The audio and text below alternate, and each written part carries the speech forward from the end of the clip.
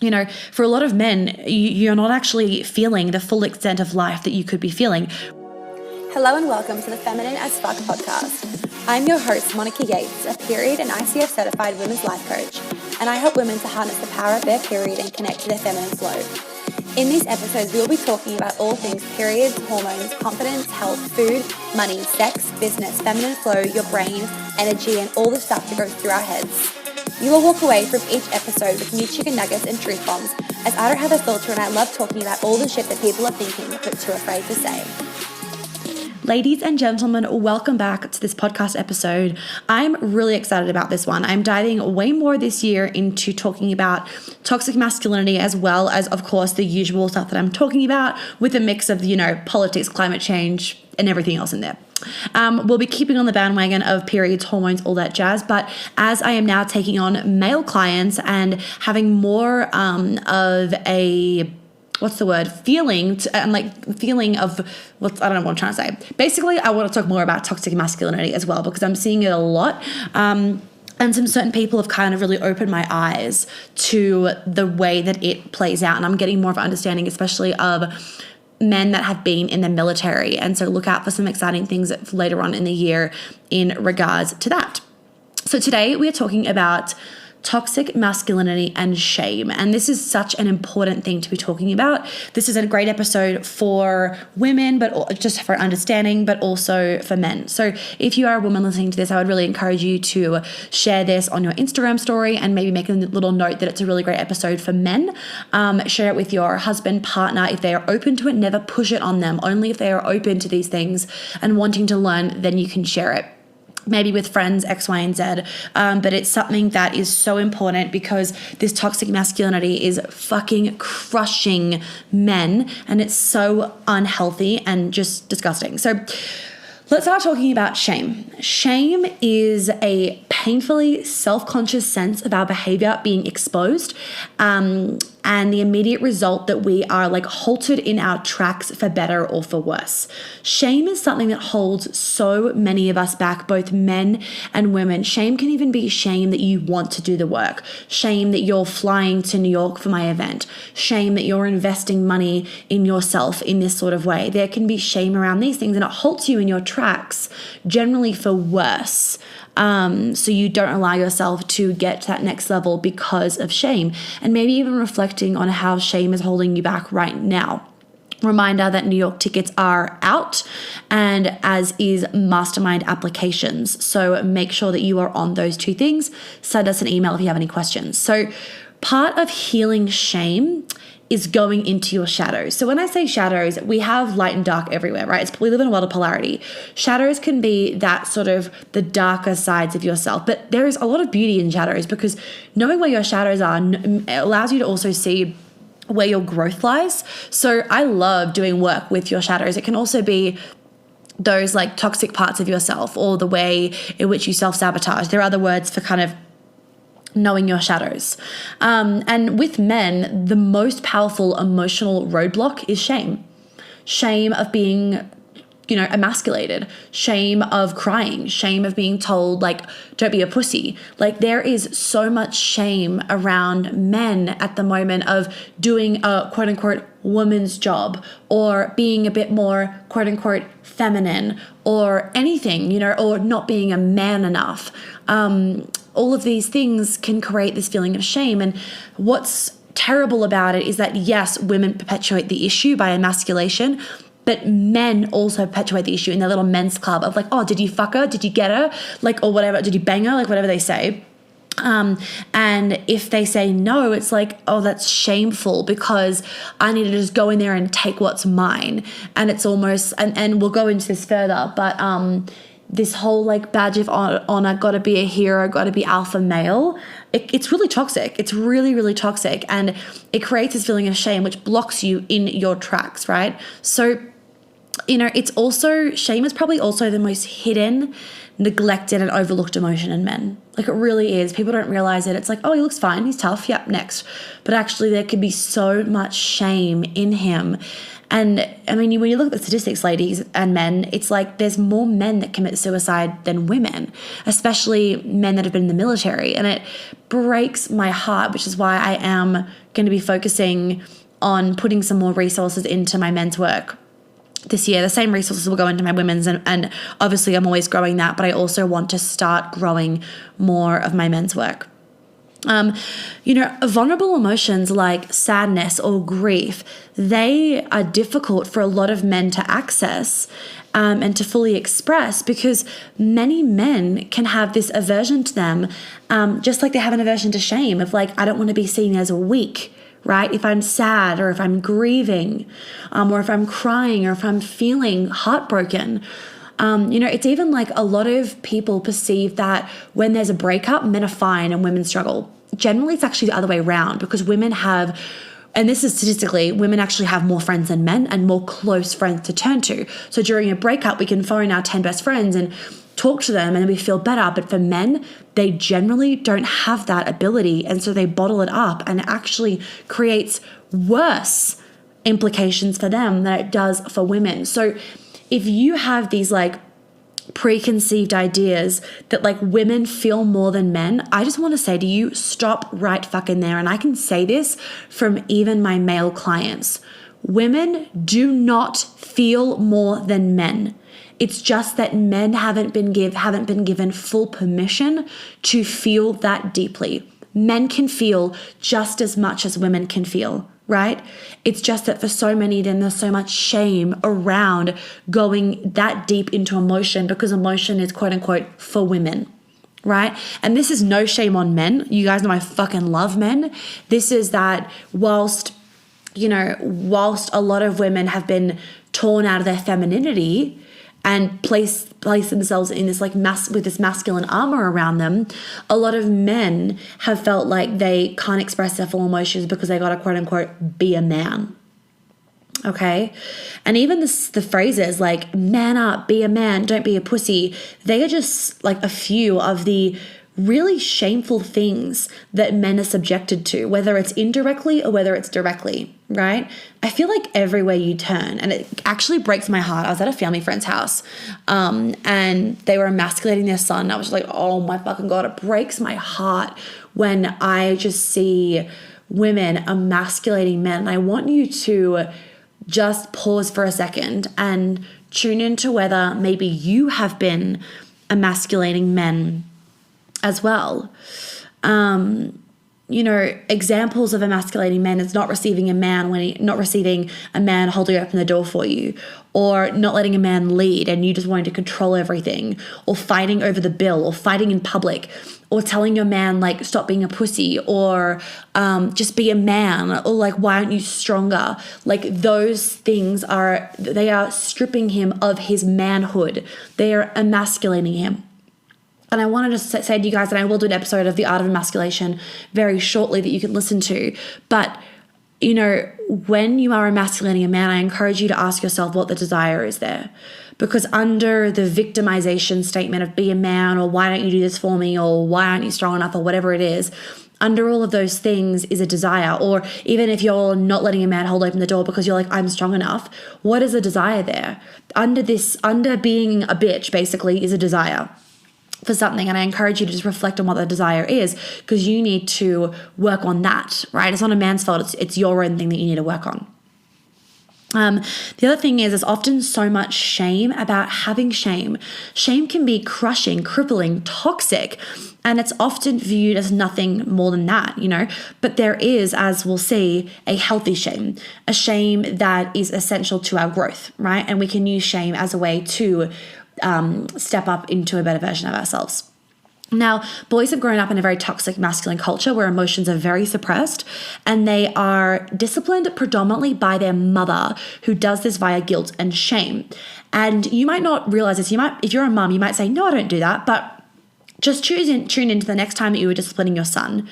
Is there an energy of shame or guilt? Okay? Is there an energy of shame or guilt? Because for a lot of women, we discipline via shame and guilt, whereas generally fathers don't do this. Okay? Bottled anger, which often comes from shame, that is what turns into aggression, and aggression is what's dangerous. Anger isn't dangerous. Aggression is dangerous. I mean, guys, get this stat. Male partners are the second leading cause of death for pregnant women in the US, right? And it's not because men are quote unquote more dangerous. It's because they have not been given permission to express their anger. So they bottle it and it turns into aggression.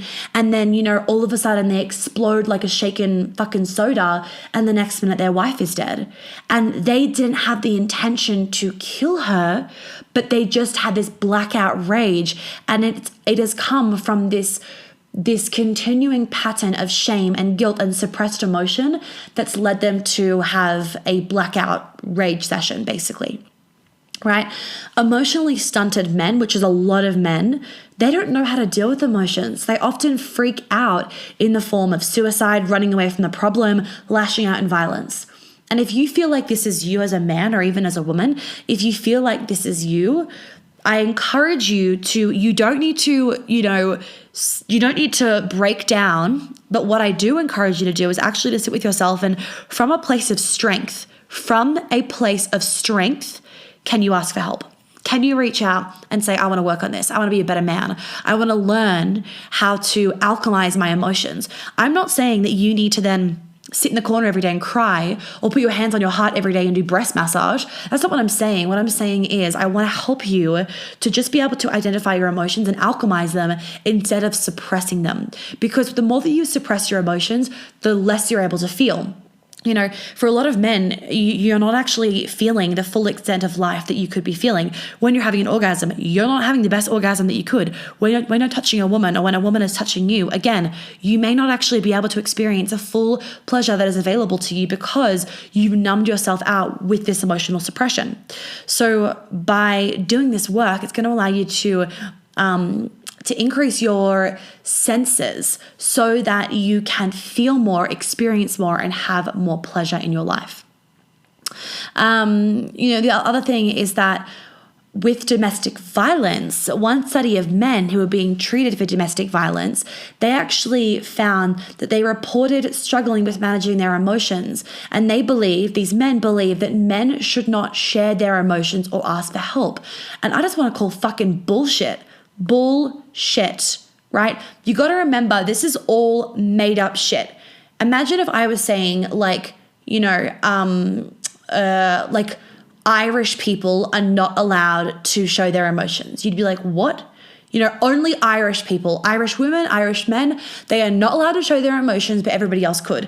We wouldn't abide to that. It's the same thing. So we are making gender rule us when just swap the word gender for like nationality, right? And you wouldn't say that one nationality is allowed to have more emotional presence than another, but what we are doing is that. So this is just a belief that's been put into society and it's not the truth. Men and women are like as in masculine and feminine do have different quote unquote responsibilities. We have different energies, right? So generally men are going to want to do different things than women if the woman is in her feminine and the man is in his masculine. That's the general scenario. Does not mean that men have to suppress emotions. No, because that actually creates more heartache than it's fucking worth. Like really it does. I'm sure plenty of you have been in relationships where one person is in touch with their feelings and can communicate and the other person isn't, and it's just like a fucking battle that can't be won. So being in touch with your emotions is attractive. Doesn't mean you need to be mushy, right? And that you need to like weep in a fucking corner. It just means that you need to be able to like know what you're feeling because for example, a lot of men right now with the Australian bushfires might be really struggling with like maybe a bit of depression or feeling really heavy and angry and they don't know why. And it's actually because their heart is hurting. Their heart is hurting. And if they were able to tune into that and allow themselves grieving time, then it would actually move through them as opposed to bottle up and end up them screaming at their kids or their wife. Okay. So Emotional numbness, it is a learned behavior, and it is a survival strategy for a lot of men. For men post-military, like in the military, it was a survival strategy. You could not be emotional and shoot somebody. Like, that's not how it fucking works. You had to desensitize yourself. So if you feel emotional numbness, please don't have shame around that. Don't have shame around identifying with what I'm saying. I want you to understand that it is a survival strategy, and it has allowed you to live for a long time. And if you want, we can now change that, right? I'm taking on more one-on-one clients now. I've got 2 spaces for men for one-on-one starting beginning of February this year in 2020. So please reach out to me if you feel a little bit of a interest or a pull, as I sometimes say. If you're a man, a pull just means like you got like a feeling in your body of like, this chick might help. Like there's just something there about me. That's a pull. Listen to that. Feeling into shame and having shame, that's going to block you from more emotion. So I want you to start to notice when that feeling of shame comes up, notice what it feels like in your body. It's also the more overlooked emotion in men. Shame can be very overlooked and blanketed, but I want you to remember that shame is it's a dangerous thing when it's not addressed. When it's bottled, when it's suppressed, and it's not addressed, it can become very dangerous. So some signs that shame is present include things like heat in your face, finding it hard to think clearly, your inner critic being really fucking loud, like that voice in your head. You can't hold eye contact. Maybe you're getting aggressive when someone questions your competency. You get defensive easily. You're being excessively prideful. Those are examples of shame being present in your life. So the point is not to make all men stop being masculine. The point of this is to redefine masculine and feminine, because right now masculine is being defined as this like tough alpha male, and it's toxic. The current definition of masculinity is toxic. I'm going to go more into that in future episodes. But this boys club thing, there's got to be the hero, can't be wrong, ego is being so big, don't want to be seen as emotional or weak. I'm the cool dude. All those things, that toxic masculinity, that needs to go, right? So we don't need to now make men be overly feminine. We don't need that. We don't need our men to be overly soft. What we need is to redefine what masculine means. Because for a lot of men, the current definition of masculinity does not serve them, right? Same with the current definition of feminine. Like, a lot of women feel like feminine is weak. We need to redefine these things. You need to redefine these things in your mind, because if your subconscious sees the feminine as weak, you ain't gonna fucking come to New York or join the mastermind or become a client, because you're like, I don't want to fucking be feminine. Ew. Right? That's a definition that you need to redefine. These words have just been completely incorrectly interpreted over time, and they need to be like modernized and redefined clearly. That's all it needs to be, right?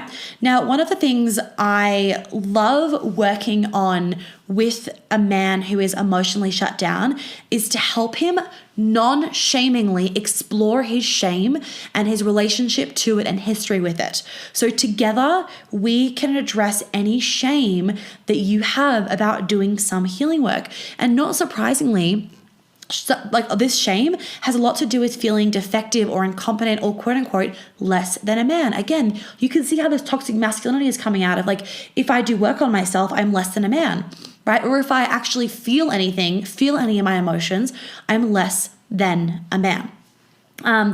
And, even having to ask for help, less than a man. That's all toxic shit. It may not seem manly or at all admirable to ask for help or to admit relationship shortcomings or personal shortcomings. And that's what stops so many men from reaching out or saying, I'm actually not okay. I want to be a better version of myself. And then it can end really badly. And it really fucking is heartbreaking and like scary. And it's sometimes really scary as well if you've been in a relationship or you're in a relationship with a man who is really emotionally suppressed or post-military or anything like that. You can't push this stuff onto them, right? You can't push this stuff onto them. And I know that it can be triple as heartbreaking because you are worried, because you know how emotionally suppressed he is and how much shit he's seen.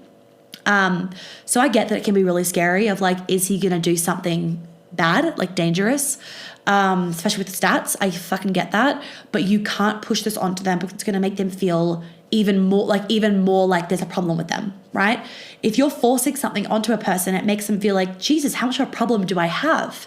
It makes them feel worse about the problem than what they need to. So please don't force this onto any men, especially men that are like emotionally, suppressed. Okay, so how to work with your shame. When you feel this feeling of like shame come up in your body, I want you to name it. Like you can simply just be like, oh, that's my shame. Here's shame. If you can say it out loud, if possible, that's even better. Or at least if you can, have it clear enough in your head.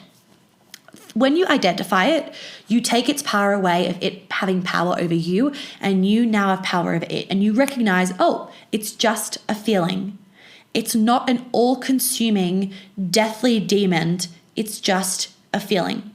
And whenever you find yourself being reactive or caught up in the same old patterns or shutting down emotionally, you are in the grip of your shadow. Your shadow has got you and it's gripping you. And so when you can say like, oh, here's my shadow again, you have the power over it. It doesn't have the power over you. So whatever in you that you're keeping in the dark, whatever in you that is unhealed, it doesn't go away or stay quiet just because you don't see it or hear it or feel it, right? If you don't hear it or you don't feel it or you don't see it, it may be because it is so suppressed, but it's still there. And wherever we go, our shadow comes along. Pushing it away or ignoring it, it does not separate itself from us, right? It can almost make it more aggravated and it can almost make it bigger. We may even float like high above the shadow in some like fucking meditation practice, but it still is there. It still is there. There is still a grip on the shadow. So that's why the more that you can work with it, it actually alchemizes it. So it's no longer a shadow, but it can be something else. It can be love. It can be joy. And you have the power over it. And it isn't as loud or as gripping or as big. It's really, really, really small. Because we live in a world of polarity, there'll always be shadow there. There's always going to be your ego there. There's always going to be fear there, right? We're always going to have these quote unquote good things and bad things, always.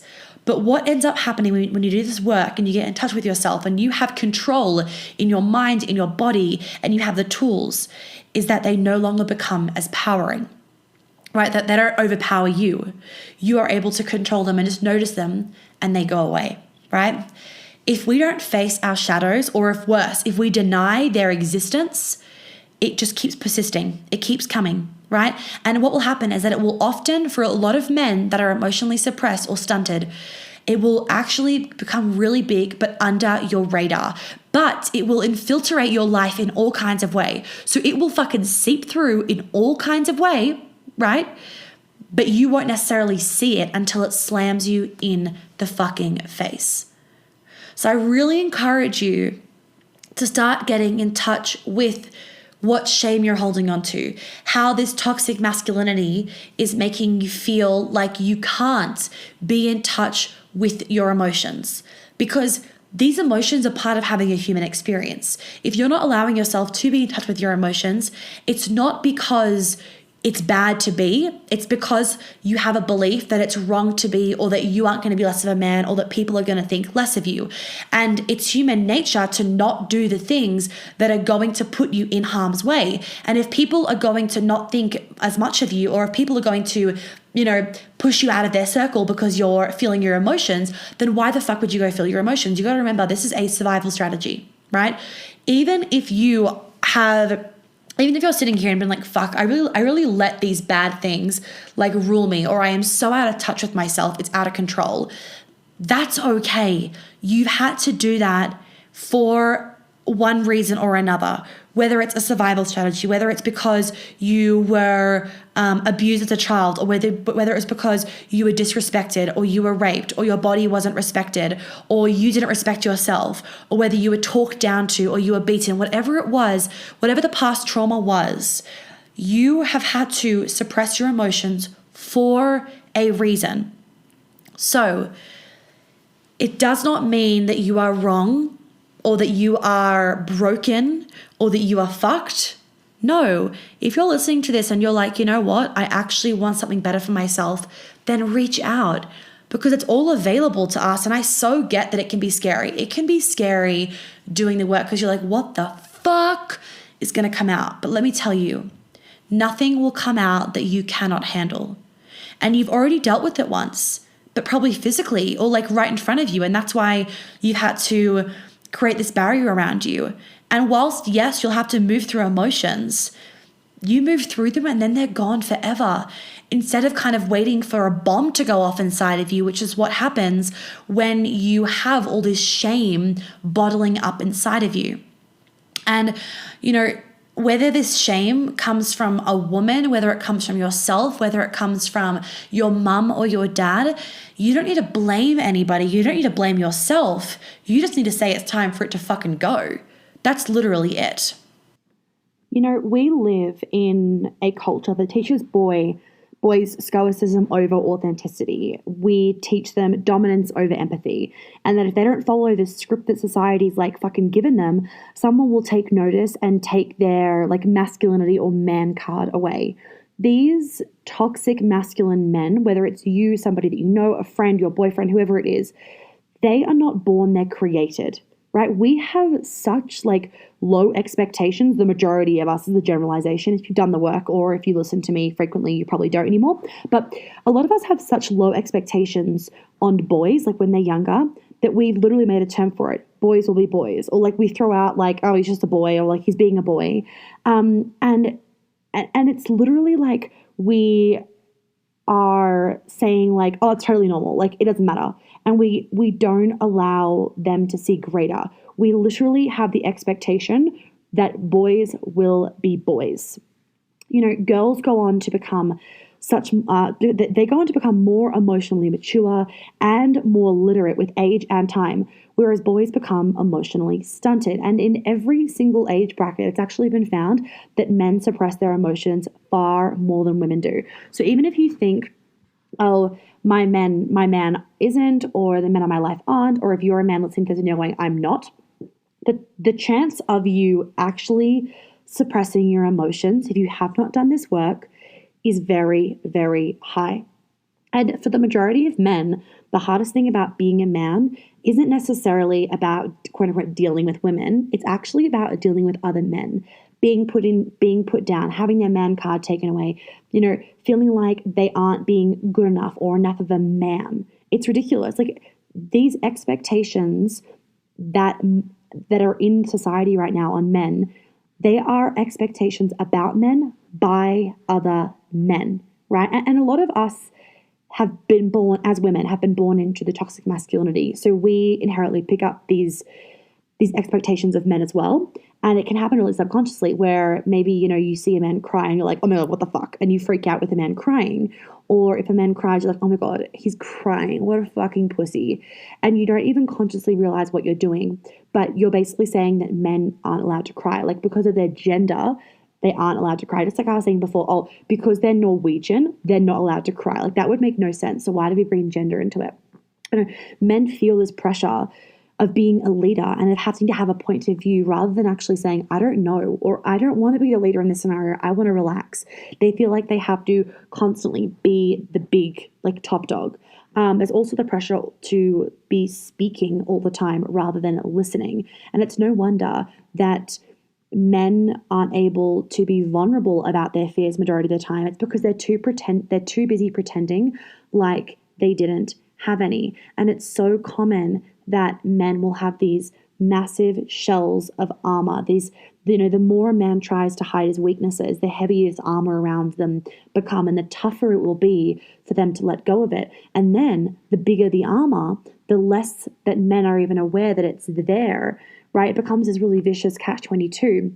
And this armor allows men to have this like short-term relief from the pressures of masculinity, but the long-term effects of it are catastrophic. And as women, we hold an armor as well around us to protect that little girl inside of us. And a lot of women are more likely to reach out because we are more likely to ask for help because we don't need to be the top dog. Whereas a lot of men feel like they can't ask for help because that's a sign of quote unquote weakness, whereas it's actually not a sign of weakness. So we as women also carry these armors, and it's really important that you do get rid of it because, over short term, it does relieve the pressures from your parents, society, wounds, X, Y, and Z. But over the long term, it does bring massive massive consequences. The more a man feels like he can't be a man, the more he will just retreat into this like shell-like version of himself. You want him to feel like he can be everything that he wants to be: emotions, vulnerability, strength, all of it. I'm sure you would never want someone to say you can't cry or you have to be the alpha male, and yet we put that on men. It's just something really interesting to think about. So I don't want to make this podcast too long, so I'm going to leave it there, and I'm definitely going to be talking a lot more about shame and masculinity, and about anger and all of these things, because they are so important, and I see so much anger and sadness in so many men, and I actually see a lot of sadness in men.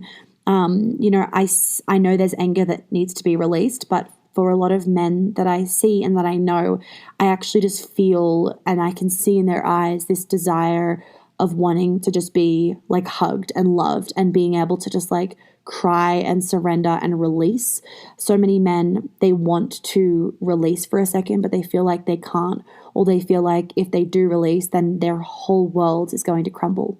So please, to everybody listening to this podcast, men and women, please, please, please share this podcast, because it might reach your boyfriend's cousin that is really, really struggling. And as I said before, I don't want to make it too dark, but the suicide rates are a lot higher for men. And it's really, really sad, especially those post-military men.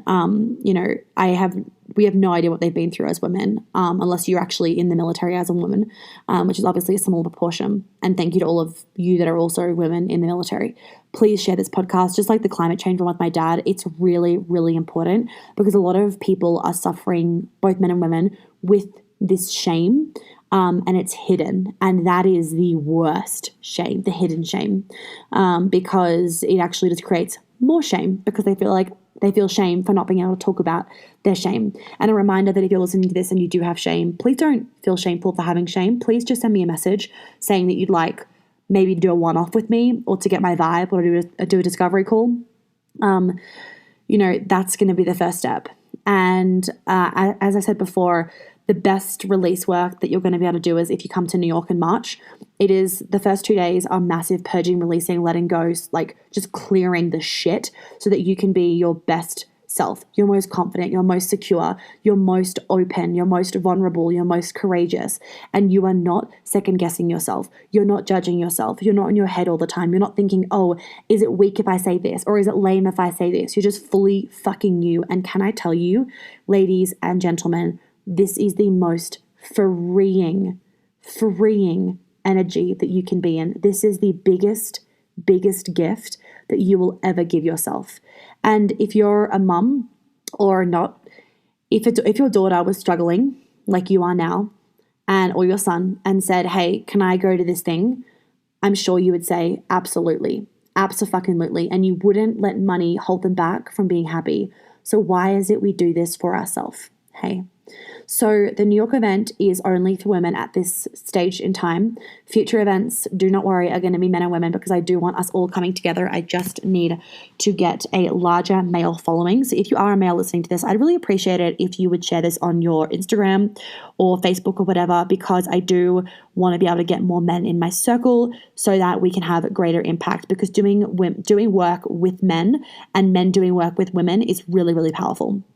So New York is only for women, but if you are a man wanting to work with me, I do one-on-one, and probably this year I'll be doing a group program for men, which I can feel is going to happen, and I can't wait for it. So please make sure that you reach out to me for either a one-off session or for a coaching container, because I would really love to meet you and to be able to help you. And please don't think, oh, is it bad that I'm going to a woman? No, it's actually really supportive for a man to come to a woman, because a lot of you need that like motherly love in order for you to like break so that you can be rebuilt and a stronger and better version of yourself. So it can actually be really helpful to go to a woman. If you are a male and you don't want to come see me, but you do want to do work on yourself, I do have some contacts I can recommend you to. So please feel free to still reach out, and I can send you my male contacts that I know are amazing coaches that I would recommend to you. Also, ladies, my mastermind is starting very shortly. So if you want to be in my Feminine as Fuck mastermind to come home to yourself, be so fucking free, so in alignment, learn about money, become a match for money, clear all of your shit and all of your trauma and just really be the most epic version of yourself, please make sure that you've booked in your discovery call. The link is going to be in the description below. Please make sure that you've booked in that ASAP because I don't want you to miss the space, because the next one won't be for quite a while. So make sure that you've also done that. It's a combo of one-on-one and group work, and it's always fucking magical. Anyway, I hope you have a lovely rest of your day. I hope this podcast has really served you. Don't forget to share it. Send me your takeaways. I love hearing from you guys. I love also getting podcast suggestions. So please feel free to also send me your podcast suggestions and I can put them on my list. And I'll talk to you all soon. Bye. Well, thank you so much for tuning in. I hope that you got lots of chicken nuggets out of today's episode. I would be really, really grateful if you'd be able to leave me a review and a star rating that you think is appropriate, hopefully 5. And if you could share this podcast so that I can help more women live a life of flow and ease, I would be so fucking grateful. Make sure you tag me in it on Instagram so I can personally thank you, because I know so many of my clients have found me literally because their friends have posted about my podcast on their Instagram story. And I just want to help as many women as possible. So by you sharing it, I would be so fucking grateful, and I'm sure your friends would be too. If you do want to welcome me, please do check out my website for all those details. And of course, you can DM me on Instagram with any other questions. If you have any podcast things you want me to talk about, any ideas, any feedback, I am always open to it, and I always love hearing what you guys have to say. So please don't hesitate about that either. I will catch you on the flip side. Have an amazing day or night wherever you are.